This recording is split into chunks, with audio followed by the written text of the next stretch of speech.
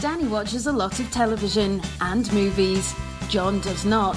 Listen in as she tells him about what she's watching, and he tries to make sense of it all.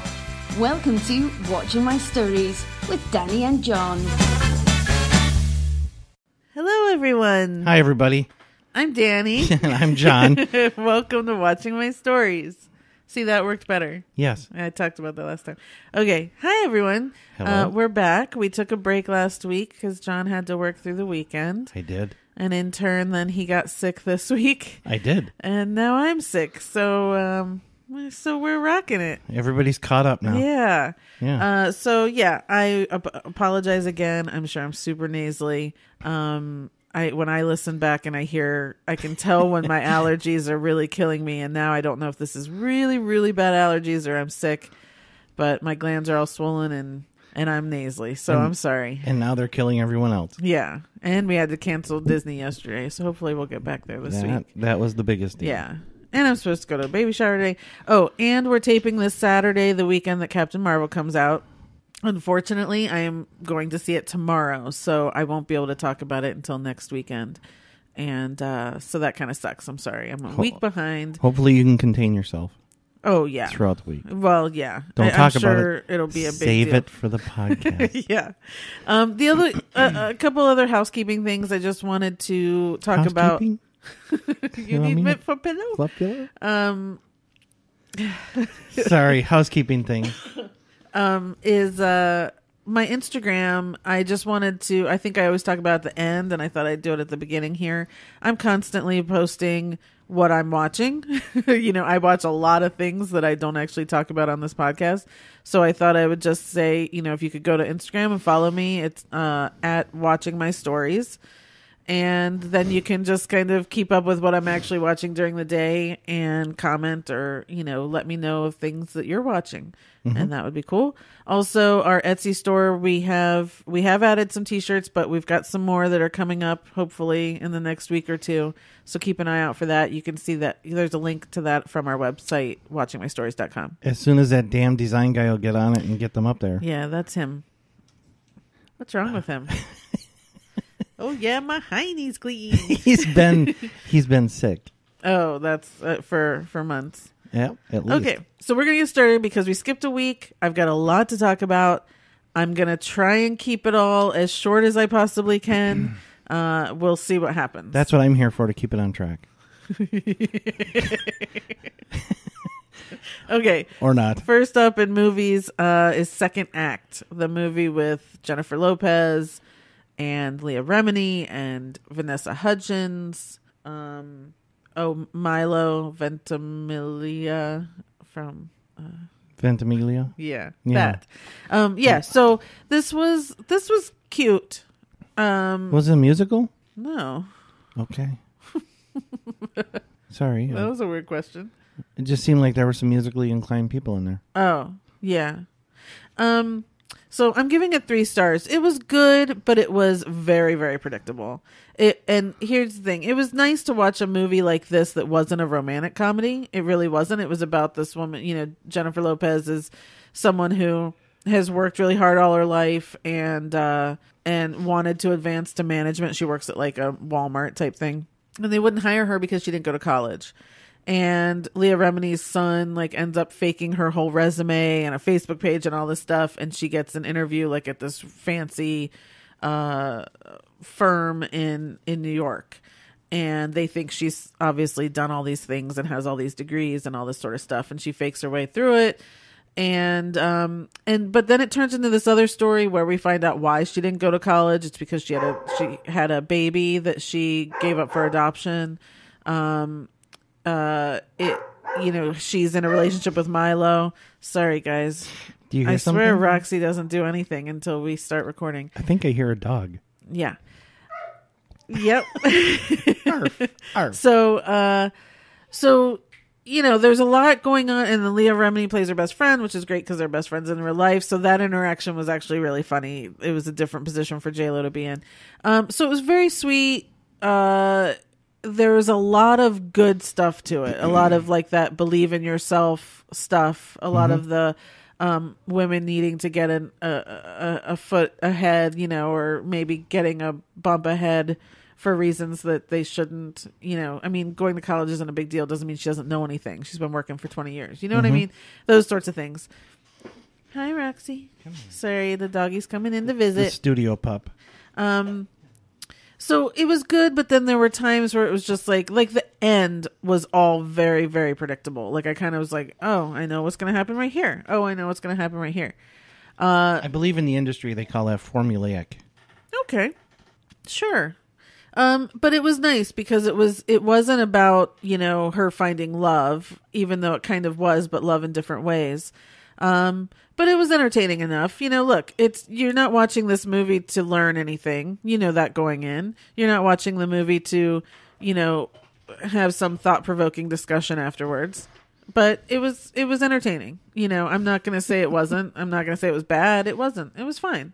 Okay. And it was, when you're in that mood to watch something kind of light and fluffy, it's a little bit less light and fluffy than most, but it's good. It sounds like it was extremely average. Yeah, it was fine. Right. I mean, there were definite times where I enjoyed it a lot. Like I said, the interaction. Leah Remini is pretty funny in it. If you like the people, you're going to like the movie, right? Yes, exactly. And when this comes on the movie channels, I'll watch it over and over again, just because, it's one of those. So 3 stars for second act. All right. Next one is Isn't It Romantic? Isn't it romantic? With Rebel Wilson and Liam Hemsworth and Adam Devine. Oh, yeah. And, okay. Well, it'd be interesting to see how this went. Cause yeah. I have also, definite thoughts about it. Betty Gilpin's in it and Priyanka Chopra's in it too. Oh, my. So this is that movie that I think everyone saw the previews for, where they're making fun of romantic comedies. Rebel Wilson's character gets hit on the head and wakes up, and she's in a romantic comedy, basically. So, she first is in New York City as it is, kind of dungy and dingy. Dungy? She's not in a dungy. Tony Dungy? She's dingy, and it's, it's New York. Uh-huh. And then when she gets woken up, it's all bridal stores. There's flowers all over the streets. It's bright and shiny and all that stuff. Yeah. And then she meets Liam Hemsworth, who's everyone's in love with her, and all the stereotypical things that happen in romantic comedies start to happen.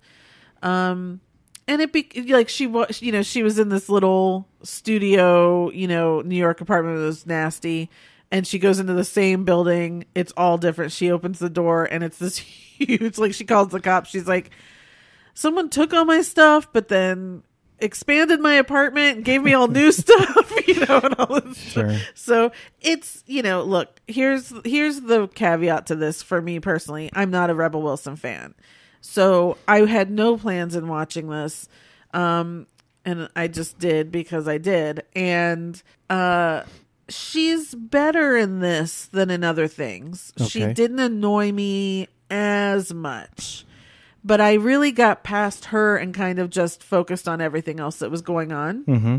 Liam Hemsworth is funny. Adam Devine, of course, is always funny. Sometimes I got a little offended because I do like romantic comedy so much that I was kind of like, well, that doesn't always happen. They have the stereotypical gay best friend that shows up and helps and does the wardrobe. They do the fashion montage and all that sort of stuff. And it's like, yeah, that's happened in a couple or whatever. No, but it's come on. That even happened in Crazy Rich Asians. Yeah. I mean, that does happen all the time. So, sometimes I felt a little offended, but I also looked up who wrote this, and the writers they've written some great romantic comedies. So it's like, they're making fun of themselves. Why are you offended? Are you a gay best friend? No, just on the whole, making fun of the stereotype of the genre and stuff. But, okay. So anyway, the point is, it's not really, but what ends up happening is that it's not really a romantic comedy in the end. And I actually really liked the message that the movie came up with at the end. Okay. And again, it was entertaining. Again, not one of these thought-provoking movies. You're not going to go anywhere and say, "Oh yeah, I have to think about this and you know, it's going to ruminate in my head for a while and all that. No, it's just pure fun. And again, if you like the people, and even if you don't, because I didn't really like her, but it's a fun little twist of things. And I'm giving it 3.5 stars actually, so a little more than second act. Okay. And it's worth checking out when it comes on movie channels. Yeah, so knowing how you feel about Rebel Wilson, I'm proud of you for spending the money to go see it. Yeah. I'm glad it's better than you thought it might be, given that it's Rebel Wilson. Right. And I'll definitely check it out. It sounds like it's right up my alley. I feel about the same about Rebel Wilson as you do. Yeah. I can only take her really in small doses. Yeah. So we'll see how it goes. Yeah. But I'm looking forward to it for, you know, Betty Gilpin and Priyanka Chopra. Yeah, you'll like it for them, for sure. I certainly will. Yes. Okay, so that's kind of it for movies. I do have kind of transitioning into TV. I was like, which part do I put this in? But it's a documentary from HBO, the Leaving Neverland documentary. Oh, here we go. So it's a hot topic right now. Yeah, I thought I'd talk about this kind of quickly. I don't want to really get into it. You know, I try to stay away from all the political and all the, you know, stuff. But I will say that it's a fantastic documentary in the way that it's done. It's a great documentary in the way they tell the stories. This is the story of Wade Robson and Jimmy Safechuck and their allegations towards Michael Jackson for sexual abuse when they were children. I don't think it matters what you want to think or believe. You know, I know there's a lot of Michael Jackson fans out there that are very angry. I wonder if they've watched it. And here's one interesting thing. And I think, you know, I talked to you about after the first night that all these people were coming out, and one of them being Corey Feldman, and how angry he was. And he was like defending Michael Jackson and all that sort of stuff. Mm-hmm. I don't know if you saw, but yesterday he gave an interview where he's backed off of that now. And he said, I can no longer defend him. I have to listen to the victims. We have to all listen to the victims. Well, his PR people got a hold of him and said, look, you need to... Well, he is an advocate because he was abused as a child. He is an advocate. And so I think someone got to him and said, you can't be an advocate and say that they're wrong. You can't come out one day and speak that strongly against something, and then the very next day be... Right. You know, 160 degrees away from where you were yesterday without somebody having reminded you of something. Well, and he was wrong in what he was saying. He was trying to say, well, I was friends with him at 13 and he never did that to me. Yeah, there's a lot of children that I'm sure Michael Jackson was around that he didn't do that to, because these pedophiles know which children to groom, know which children will keep the secret. They just know which children to pick. And Corey Feldman was definitely never going to be that child. Well, he was a loudmouth, you know. Well, I guess he did keep a secret for what happened to him before, but still, it was he was older. He was 13, and it appears that Michael didn't. He really was past his prime. Yeah. So I will say that there was, you know, I was a huge Michael Jackson fan during the Thriller album time, like clothes. I had earrings of him. All my posters on my walls. I was completely infatuated. By the time Bad came out, it started to go down and wane a little bit. But I still, in my head, and after watching this documentary, there was a lot that I didn't pay attention to. The different court cases, I didn't realize there were two. Like, I honestly hadn't paid attention to what was going on. A lot of people didn't. I always knew, yeah, he's weird. And, I hear people are saying that. Yeah, it's probably true. Like, I kind of wrote it all off. And then when he died, I remember just kind of being like, yeah, but he's still the king of pop. And, you know, that's who he is. And you can't take that away and blah, blah, blah. And I told you this after I finished the second. So it's in 2 parts. It's 4 hours total.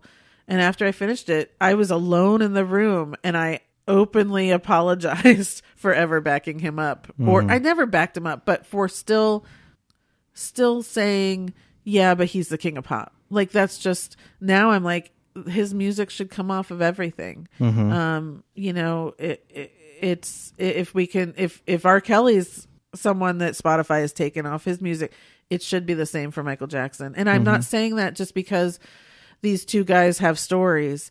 there are also 2 other kids who prosecuted in court. Well, There's a 5th one that we all know about. So there are 5 kids so far that have said this. that we know about. That have come forward.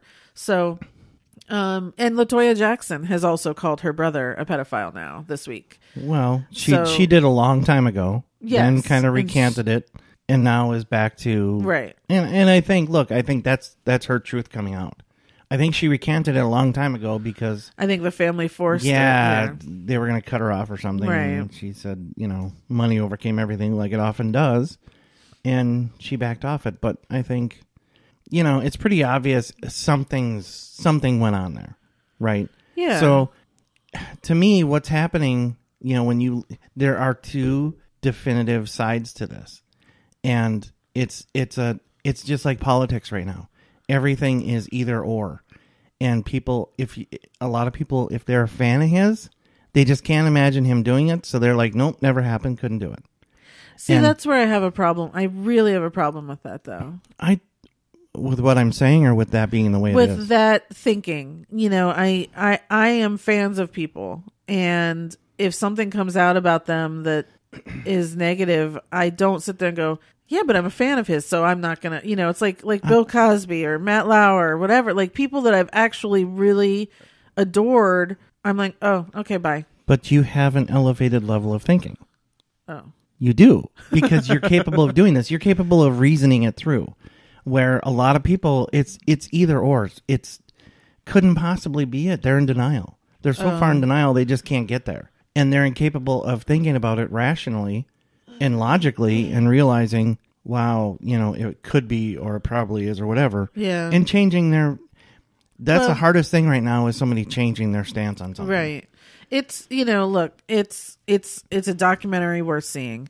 I think it is up to people to decide if they're going to believe these guys or not. I don't see why they would come out and tell this story at this point. Mm-hmm. You know what I mean? Like Wade tried to sue the estate, 5 years ago, and the judge said that it was past the statute, mm-hmm. which is one of the biggest issues that advocates and survivors have today, because the statistics show it's usually 25 plus years before mm-hmm. a child abuse survivor actually comes around to either recognizing what happened or mm-hmm. has the guts to try and prosecute.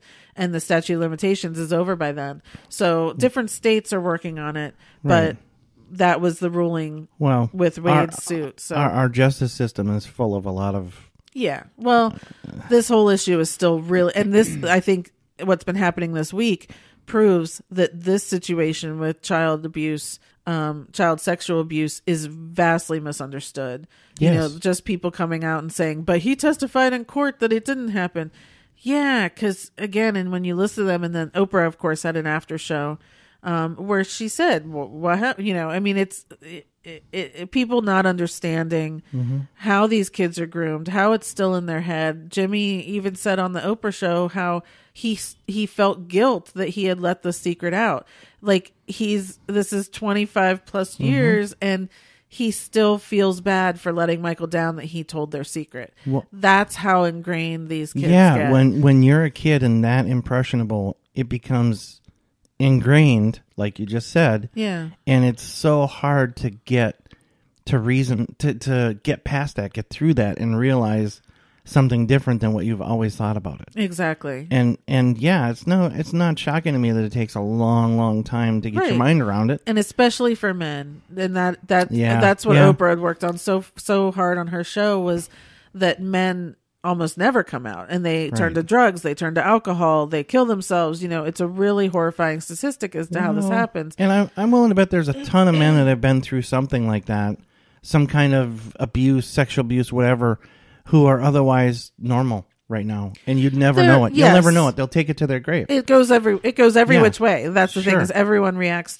differently to the situation. Well, that's just it. And you need to realize that these guys coming out 20 years later, that's one way to deal with it. And just because they're doing that doesn't necessarily mean they're making it up now. No, it's everyone comes around to it in a different way. Both these guys, when they had kids, was finally when they realized that what had happened to them was a bad thing. Mm-hmm. Michael had told them it was love, so much that they truly believed it was all in love. They didn't understand that at 7 years old, this shouldn't have been happening to them. Right. So everyone comes around in a different way. I think it's a very well done documentary that everyone should really check out. I've known of Wade Robson for 20 years now, because he was the choreographer for NSYNC.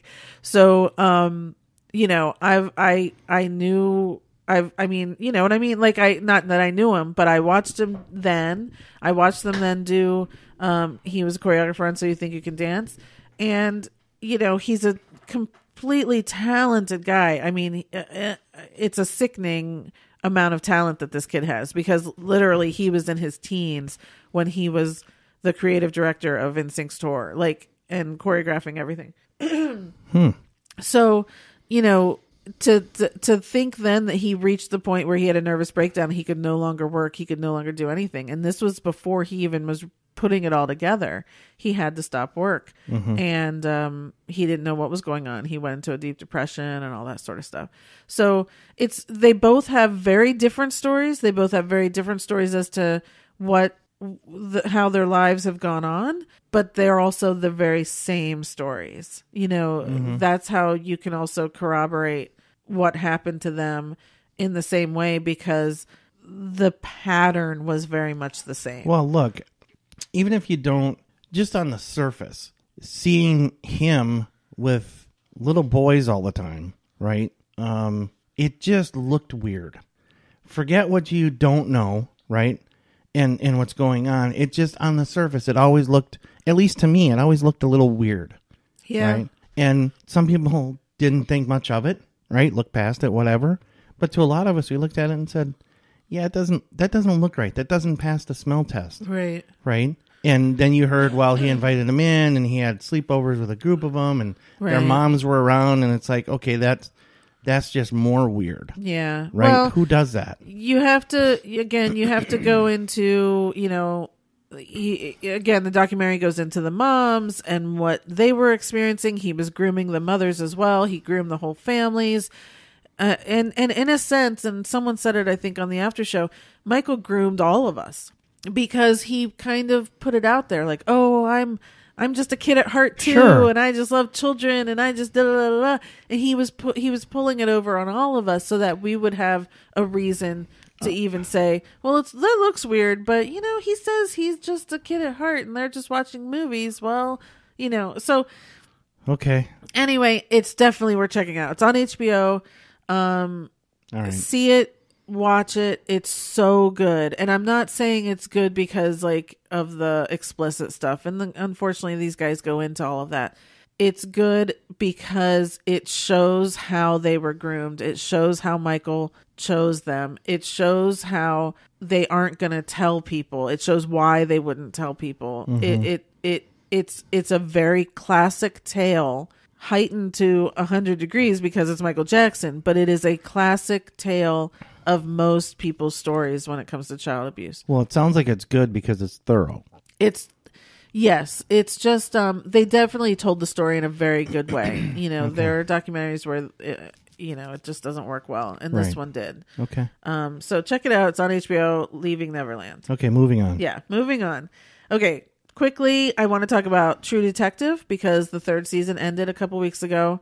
If you must. It was a great season. Like, I was really happy about it. I was hyped about it. I was engaged every single week. Mahershala Ali was awesome. Loved watching him.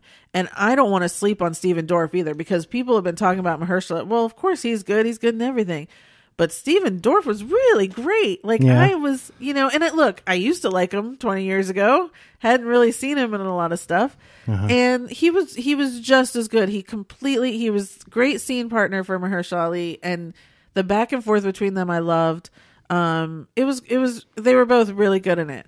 And the story I thought was really good. And I was completely into it. Finale, I'm like, thank God and they kind of ruined it. Really? Yeah. They just kind of like, there was this whole huge mystery about everything, and then it was like they talk to a guy, and in 5 minutes the guy says, "Here's what happened," and he just told us what happened. There was like no real big reveal, and but then you sit back, and then by the end of it you realize the story really wasn't about that mystery. The story was truly about Mahershala's character. It's not the destination, it's the journey. Well, and it was more about this detective and kind of everything that he went through, because we see him in 3 different time periods, you know, in the 80s and the 90s and then present day. And well, it wasn't present day, it was like 2015, and kind of his journey through these things. And so you realize but it took me a while. It took me probably a week, because I was so angry in the beginning of focusing on this mystery of what happened to these missing children. And so then a week later I was like, wait a minute, telling us the story of this detective and kind of his life and his journey. Okay, I kind of get it. I'm still not thrilled with how it ended. I'm still not super thrilled with the way they pulled me in and then kind of dumped me on the side of the street. But that's okay. There are some shows where, you know, the weekly episodes end up being better than the final finale, right? For sure. And this sounds like it was one of them. And the hard part is, you don't know that until after the finale. Right. And then you're disappointed, but you give it a little bit of time and then you're able to realize, right, you know, it was really about the weekly episodes that was the good part of the show. Right. Right. Yeah. It's hard to appreciate that one. I'd still recommend this to people, because it really it was still really well done, and the people in it were so good. I'd still say go and watch the season. Okay. For sure. Wait, I didn't watch any of it, but I passed through a couple times. Is Stephen the Dorff the guy that looks like a Dennis Quaid? A younger, slightly younger, smaller version of Dennis Quaid? Yeah. Okay. He was doing a very good Dennis Quaid impression. Okay. Yeah. He really was, because I thought it was Dennis Quaid. I thought Dennis Quaid was in the house. Okay, moving on. Another show that ended last week, I Am the Night, the Patty Jenkins directed Chris Pine series. This was all, I talked about it earlier when it started. It's based on the true story of Fauna Hodel, who was the daughter and granddaughter of George Hodel. Fauna Hodel. Yes. That sounds like an SNL character. Okay. Sorry. Yeah. Okay. But you're missing, I said she was the daughter and granddaughter of a man. Yeah. Okay. Because her mother... Wait a minute. Okay. Yeah. So that just landed. Father and granddaughter of the same guy? She was the daughter, his daughter, because... Yeah, we need to work on this. Because he abused his own daughter, Tamar, and she had Fauna. So he was her grandfather and father. Oh, this is all true story. Icky. So this is the one I told you. George Hodel is the supposed closest thing that people think was the Black Dahlia killer. Okay, yeah. Ew. Icky. Yeah, like Tamar took him to court when he was abusing her, and she got sent off to a mental hospital. Back then, that's how it worked. So anyway, so this is the story. Glad those days are over. So Fauna has written a book about her journey because she was raised by a black woman. She was told she was black, but she was really white. And she eventually found out that she was not biologically to these people, and that she was adopted. And then she discovered that she was part of this Hodel family. And she then started to uncover all these different things about him and all of that. So that poor kid. Oh, yeah. Man. So the show is based off of that, but they took a lot of twists and turns and made it a lot more dramatic. Although I'm certain her story is way more dramatic. Yeah, you know a lot more dramatic than the truth. Well, they like George Hodel was a big deal here in LA. He was a very well-respected doctor. But he also had a lot of weird, those sex parties back in the 40s, 50s, all that sort of stuff. He took off after his daughter gave birth to his child? No. She took off. She took off and went to Hawaii. And he got to stay here because no one knew. This is so messed up. Yeah. So anyway, in the show, you watch some weird crap, man. Anyway, I would say, look, this was a great show. I really do want to go and read Fana's book because I think the true story is probably much more, I would just enjoy it better than kind of their hyping up. The sensationalized version? They really honed into like George being this killer. Mm-hmm. And I do think he probably was, but they really played on that a lot, especially in the finale. Like he was going to kill Fana, and I don't think any of that happened. But maybe it did. I got to read the book. Did everything else to her. So, it's a very interesting story though, no matter what. And Patty Jenkins directed all these episodes and if you watched Wonder Woman and you love that, she did a great job. It's a really good story to tell. I think it was only 7 episodes. Chris Pine's fantastic, of course. Yeah, Patty Jenkins is a fantastic storyteller. Yeah, and it was it really took you back. Like there was never a question of that I wasn't in the 50s in LA and that sort of thing. Mm-hmm. It was really well done. It was on TNT, I think. But I recommend it. It was good. It was really worth it. Okay. Yeah. You were just starting to tell me about this Chris Pine. Who's this now? We're going to do, so you guys know, coming up in our Actors Corner, we're going to do Chris Pine's work thus far. He's only really been around for 15 years. But so we're going to talk more about Chris Pine coming up. Yeah. Okay. Oh, you didn't want to talk about him in the show? He's just he's really good. I don't know. Yeah, he plays a reporter. So as far as I know, his character's all made up to help Fana go through this. So he plays this kind of tabloid reporter down on his luck because he thought George Hodel was the killer back in the day. And because he accused him of it, he kind of lost his job. And he so now he's just kind of like this tabloid for redemption guy. And so he starts to figure out who Fana is because when she comes to town, and he starts to help her figure things out and work with her and that sort of thing. So, do you want to spoil anything? In case people haven't seen it, you want to tell us how it ends? No. Okay. Yeah. Okay. Yeah. But I will tell you, during the first episode, I just paused for probably an hour and took a deep dive online into her story and everything that I could find out about her. And that's how Patty came around to doing this, because she met her, Fana, somewhere, and Fana started telling her the story, and she was like, holy crap, like, we got to do something about this. So Patty Jenkins was like, say what? Yeah. So anyway, that is a messed up story. Yes, it really is. And so George Hodel just died in the 90s, and like he actually went off to the Philippines for 40 years. And so he came back and then he died, and his son has been doing everything he can to prove that he was the Black Dahlia killer. So that's still out there. That's a straight up Lifetime movie of the week, without the Black Dahlia stuff, right? Just that incestuous relationship and all that. There's way mess. Too much going on. Yeah, for sure. Yeah. Gross. Okay, so that's Eye of the Night.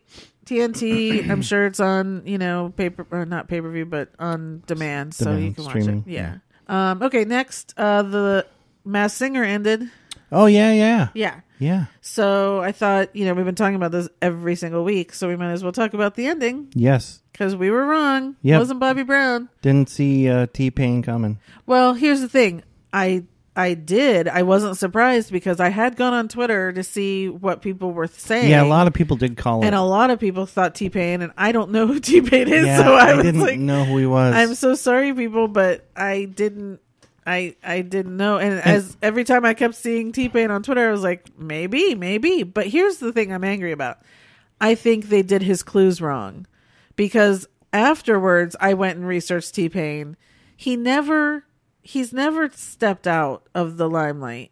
Like so here's that whole bit about him having to go away. He never really went away. No. Yeah, exactly. Yeah. And like, he actually has a show on like VH1 or whatever, what? like last year. So it's, oh yeah. yeah. So it's like, I think like using the boombox made us go back to the 80s. Like I think we were tricked by his clues. I don't think his clues were. He's not a young guy. Is he? No, he's not a young guy. I don't think so. He was but I probably- don't think he was popular back then. He's only been popular now. Well, I'm not. I'm not the world's best reference on what's popular in music, but I don't remember him in the 80s or 90s. Let me see. Oh, no, he was born in 85. Oh, see, I told you he was in the he's 80s. 33. So, yeah, that wasn't even... So, he was anyway. that 3-year-old with the boombox. Remember that? No? Okay.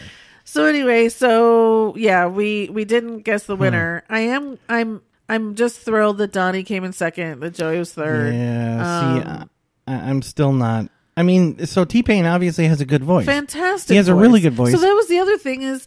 They were talking about the reason he was ostracized or whatever was because he used autotune. And I'm like, why would that dude ever use autotune? Well, his voice is amazing. Yeah, it really is.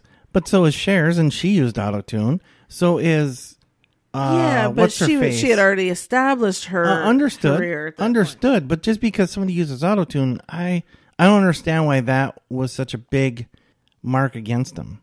And I don't know really for sure that it was because I don't remember I don't remember that controversy. Yeah, I don't know. Anyway, I'm just glad Donnie did so well, and that I still think he should have won. People, hopefully are recognizing him for his talent, and yeah. So that's kind of all I have to say about that. How old is Donnie? 60. We talked about this. I think we figured out. I think he's like in his early 60s, or no, 58. No, I don't remember. But I'm looking it up. So 61. 61. Okay, so he still has a really good voice. Yeah. And a lot of people, and he's had surgery on his voice too. Yeah, so a lot of guys are already losing it at his age, and he's still really, really strong and good. Yeah. And he's got all the energy and performance qualities that a lot of people lack. So yes, yeah, he's a showman. Yes. Yeah. Yeah.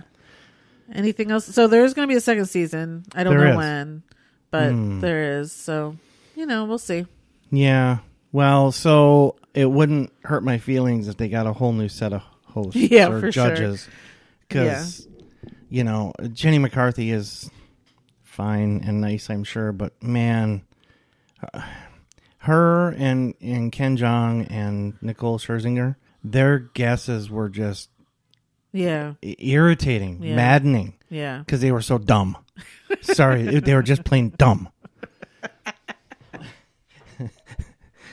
I can't put any more emphasis on it. Emphasis. Yes. The wrong syllable. Yes, syllable. Okay. Anything else about Masked Singer? Dumb. That's it. Judge is dumb. Okay. Good. Okay. Next show I just want to talk about is a show I've never talked about before. It's Ride with Norman Reedus. Oh, yeah. So this is on AMC. Obviously, everyone knows Norman Reedus from Walking Dead. And this is in its third season, and I have not watched the previous 2 seasons.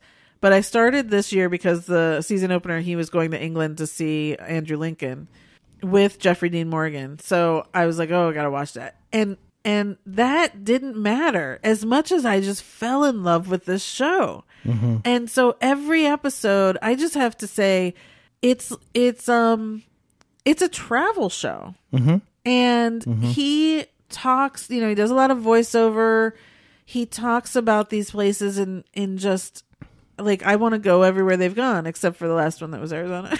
so it sounds like to me, I'm just going to jump in here, that if all you know Norman Reedus from is The Walking Dead, it's going to blow you away the other side of him that he lets out in this show. He's a normal human being. He's not even it's not even that he's normal. He is the sweetest person, which of course doesn't surprise me at all, actually, because I just, from everything I know of him and Walking Dead and the whole everyone on the show, that doesn't surprise me. But it's that he's so open to people and he's so welcoming to people, and so the premise of the show is that he picks someone, a friend or whatever, and they ride their motorcycles through wherever it is that they're riding their motorcycles through. And he talks and he visits, he'll sometimes visit a motorcycle club in the area. They'll stop at places to eat.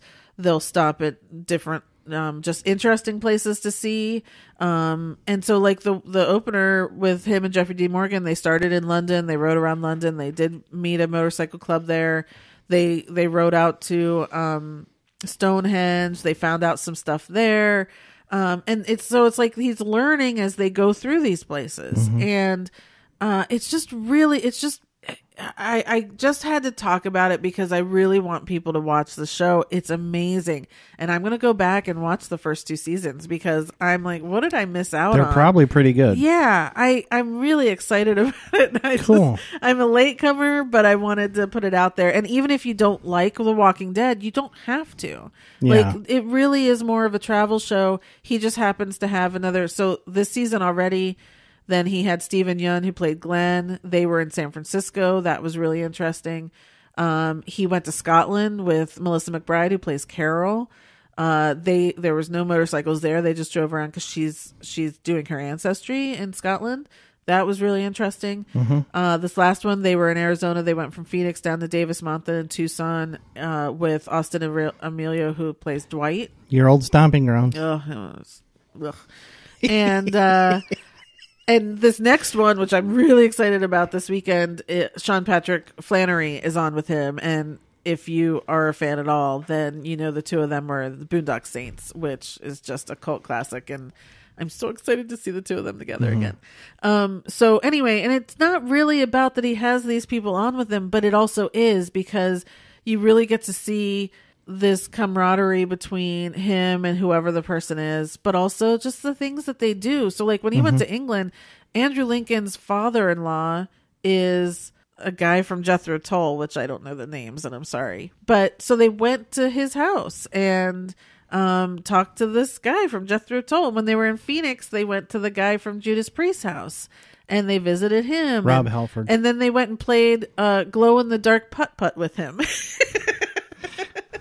So, Okay. yeah, that's the next day they were like, did we just play mini golf with whatever his name is? Rob Halford. Yeah. So it's just, it's very interesting and entertaining, and they try food and they, it's really a travel show. But it's very insightful and kind of deep, and I don't know. I love it. It sounds like it's just fun. It's fun, but I learn too. So I like that. So Okay. anyway, Ride with Norman Reedus on AMC Sunday nights. All right. Next thing, and just again quickly, Holy cow. we got news that Arrow is ending next yeah. season. We're Yeah. only getting a 10 episode limited run next season, which means that it's ending after the crossovers, which also means that Oliver Queen is probably going to die at the end of the crossovers, which That's is just Stephen going to Amell? be devastating. Yes. Okay. I just wanted to talk about this because out of the whole Arrowverse, and I watch all of them, Arrow is the original. That's why it's called the Arrowverse. And it really makes me sad because we're only basically getting 7.5 years. And I was hoping, just like I think most people were, that it was going to run like Supernatural and we get to 15 years or whatever. Because I honestly could watch the show forever. And why is it ending? Do you know?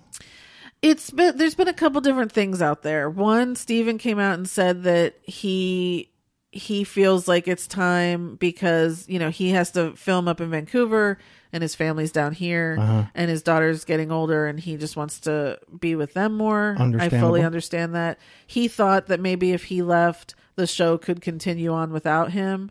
We have a couple people who have taken over the Green Arrow role on the show, and so, but I guess Greg Berlanti, who creates all the shows in the Arrowverse, and the showrunners and stuff, just decided that that no, they would go ahead and end it. That they have other shows that they want to bring in, so they kind of see this whole Arrowverse as some sort of cycling of these shows. So it's evolving.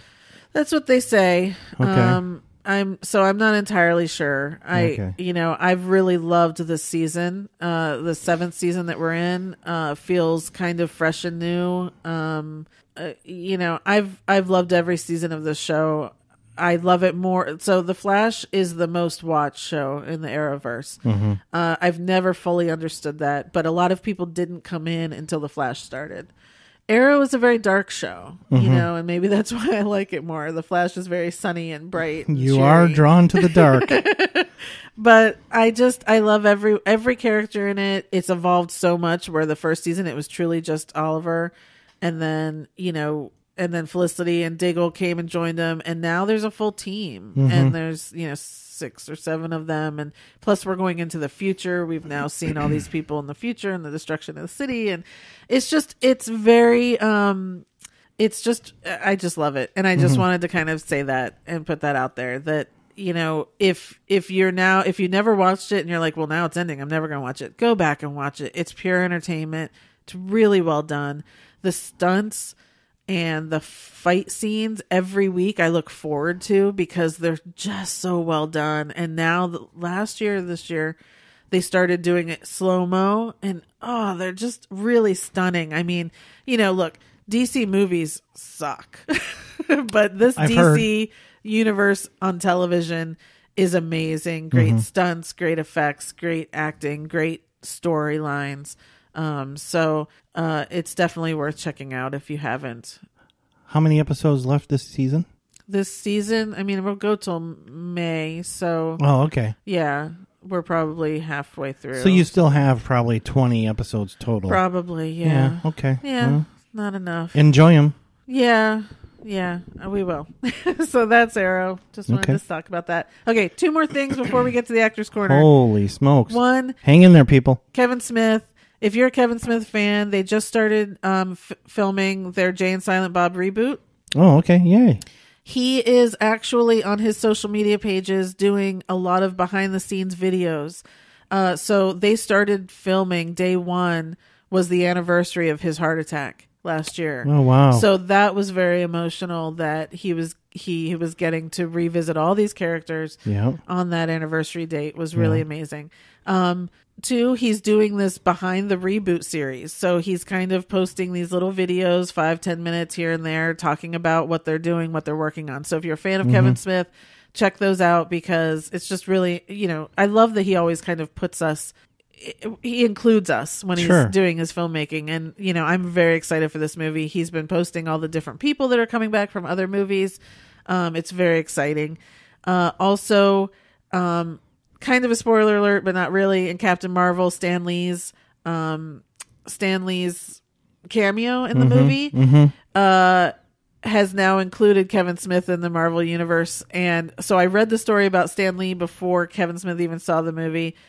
Stan Lee is on a bus or a metro or something, subway or something, and he's reading his Mallrats script, because Captain Marvel takes place in the 90s, and Stan Lee had a cameo in Mallrats, and he's sitting there reading his Mallrats script as Carol Danvers and you know, interacts. Cool for Kevin Smith. Right. So I read that story. I was like, holy crap, where is Kevin's reaction? Because we all know, like, when a Marvel trailer comes out, I go straight to Kevin's page to watch the trailer. Right. Because it's just the most entertaining thing.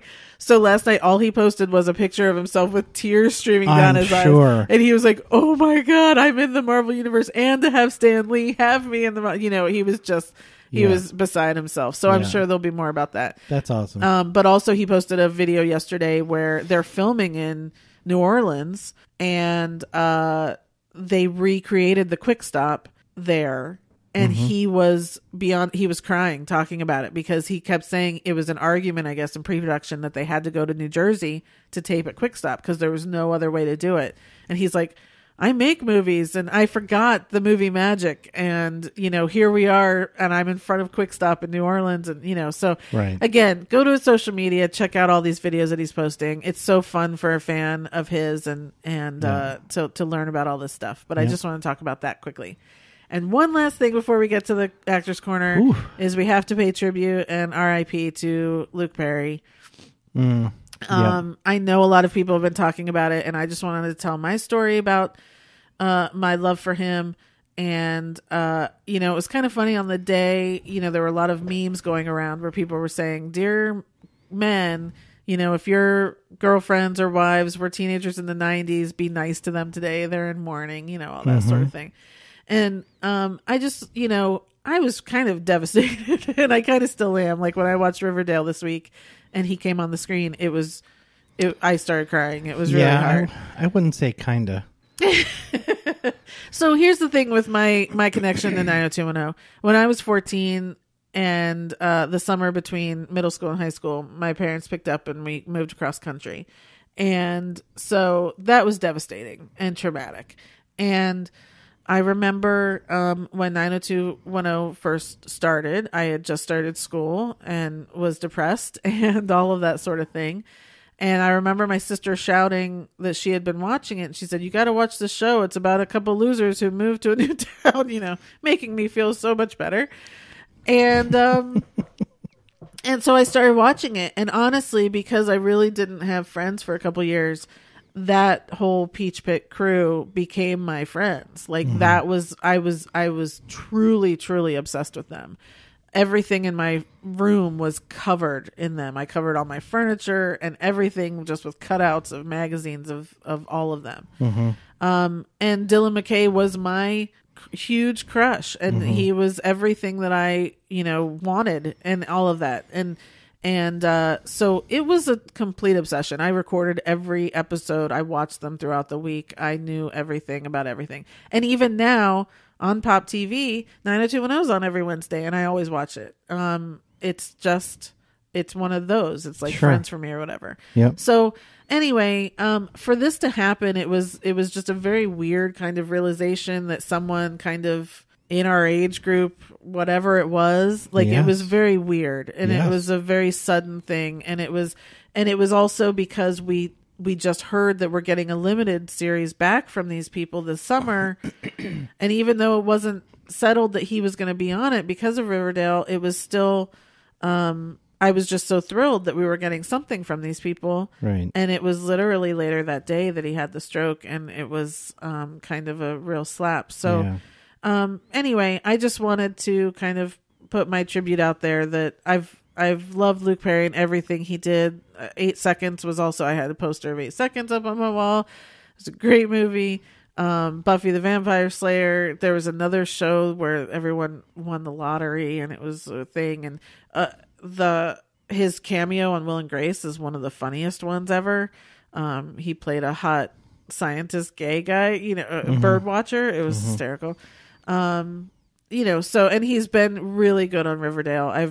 There's just so much heart and soul to him. And the other thing is I've loved everything I've read about him, because again, I hadn't paid attention to any of that, but the way people describe him and talk about him, it makes complete sense that he was just a huge sweetheart and really supportive and loving to everyone. Yeah, I haven't seen anything bad about the guy. Well, I don't think anyone would come out bad when someone dies, but I don't think they would feel like they'd have to go to this length to say he was nice. And it's not just that he was nice. There's really great stories, and I really love seeing all of that. So to everyone who was a fan, I know we're all hurting and it really sucks. But and now I don't know what they're going to do to his character on Riverdale, which also makes me really sad that they're probably going to have to kill him off, and that's going to be kind of horrible. So it's going to be hard not to. I mean, yeah, they could just make him leave town. Yeah, it happens. Go upstate to the farm. Yeah. Well, that's actually funny because the farm is actually a thing on Riverdale right now. Oh, it's like this cult where everyone's going to. I had no idea. I know. So it's funny you said that. Well, on behalf of the rest of us, our condolences. Yes. I mean, I didn't get into that show. I wasn't a big fan of his. I knew of him and liked him kind of in passing, but I know he was a big deal. He was. It was a big, huge part of my life. So, yeah. Okay. So we're going to go into the Actors Corner now. I know we're running a little long this week, but hopefully this is going to go quickly because it is. So we're going to do Chris Pine. Yep. I think I clocked, because the first time I ever saw him was in Princess Diaries 2, and that was 15 years ago. So I'm kind of like, I've only got 15 years to cover. He did a lot of TV before that. Yeah, but it was probably, a role here and a role there. Like he didn't have a TV series. Right. Yeah. Okay, so let's get going. Movies you love of Chris Pine. So I got it down to 2. Okay. Star Trek, of course. Just the first one? Yeah. Well, so here's the thing. They're all good. Mm-hmm. They're all really good. But the first one was kind of like, like the first of something in a series of something good is always going to be, the one. Yeah. Right. The first one. Okay. And Unstoppable. I really, really like that movie. I do too. Yeah. I have that under secretly love for me. It was probably just as much for Denzel. Yes, for sure. But it was just the two of them were really, really good together. Really, for sure. Yeah. So those, I got it down to those two. Mine are the Star Treks, all three of them. I equally love. I understand what you say about the first one, and I will always stop and watch the first one. Yeah. But Beyond Darkness and what was the second one? I don't know, with Khan, and then they're all good. Right. And I was not a Star Trek fan before that. The only stuff I had ever watched was Next Generation, so I didn't know a lot of the stories of Spock and Kirk. Mm-hmm. So, but I love these movies. They're so good. I love them not just because of him. It really is because of everyone that's in them. Right. So I just chose all three of those for the ones that I love. Movies you like? Jack Ryan, Shadow Recruit. Really? I liked him in that role. I really did like him in it. Yeah, I didn't like the movie. Yeah, I didn't. I liked the movie. I really liked him in that role. I kind of hope he does more like that. Oh, see, now I'm on John Krasinski, so I'm okay. I think there's room for both. not necessarily him being Jack Ryan. I think John Krasinski should stick with him as Jack Ryan. But I think Chris Pine could do the action, that kind of Mission Impossible type thing. Sure, right, totally. Yeah, and so the other is a play, actually, that we saw. I think at downtown, The Lieutenant of Inishmore. Yes, we saw him on stage, and that was years ago, and kind of off stage. That was probably 2010. Yeah, 9 years ago. Yeah. Yeah, it was on 4th of July. Okay. Well, I just remember these things because it was like, we were like, what are we going to do? And I got really cheap tickets and we ended up getting front row. Yeah. And it was just a little round, at the Chandler Pavilion in downtown. Yeah. And yeah, and he was great because he had to, it was an Irish play. He had to put on an Irish accent. It's a funny, dark play, lots of blood. Think Tarantino. I don't remember it being very funny. It's Irish humor, yeah. Yeah, I guess there was some light lots bit. and lots of blood. Remember the cat? Yes, I do remember the cat actually, yeah. And he as actors do when they're on plays on stage, they spit as they speak. Yep.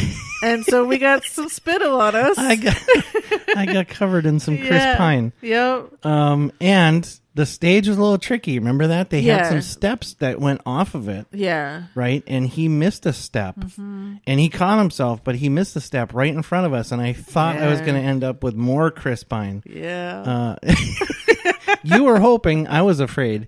But he caught himself. But yeah, he was literally 3 feet from us. Yeah. But he was great. He was really great live. I really liked it. And then when he came out with that movie just a few months ago where he's the Scottish, he's Robert the Bruce. I had no question that he could do a Scottish accent because he did a good Irish one at the time. So I totally didn't mind getting some Chris Pine on me. No, it was all right. Yeah. Yeah, he was into it.